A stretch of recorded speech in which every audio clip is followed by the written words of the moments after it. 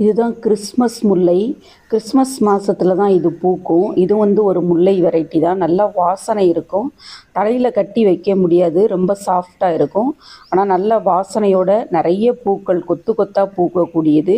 மணிமுல்லைன்னு சொல்லுவாங்க, நாகமுல்லைன்னு சொல்லுவாங்க. கிறிஸ்மஸ் மாதத்தில் கரெக்டாக வந்து நவம்பர் எண்டில் தான் வந்து மொட்டுக்கள் வைக்க ஆரம்பிக்கும். டிசம்பரில் தான் பூக்கும். எனக்கு வந்து பார்த்திங்கன்னா சர்ப்ரைஸாக இந்த வாட்டி வந்து டிசம்பரில் தான் மொட்டுக்கள் வைக்க ஆரம்பிச்சிச்சு. இது வந்து 2 வருஷம் ஆன செடி தான். லாஸ்ட் இயரே வந்து ஃபுல்லாக ப்ளூம் ஆகி ஒரு வீடியோ கூட போட்டிருக்கேன். கரெக்டாக இன்றைக்கி பார்த்திங்கன்னா நியூ இயர் அதுமா இன்றைக்கி தான் வந்து இன்றைக்கி காலையில் தான் வந்து மாடியில் போய் பார்க்குறேன். மாடியில் தான் இருக்குது. எல்லாமே நல்லா எல்லா மொட்டுக்களுமே நல்லா பூத்து அழகாக ரொம்ப வாசனையாக இருக்குது. இது பார்த்திங்கன்னா இன்னும் ஒரு 3 மாதம் வரைக்கும் தான் பூக்கும். அதுக்கப்புறம் டார்மன்சிக்கு போயிடும். அதுக்கப்புறம் நெக்ஸ்ட் இயர் தான் பூக்கும். வருஷம் வருஷம் கிறிஸ்மஸ் டயத்தில் பூக்கிறனால தான் இது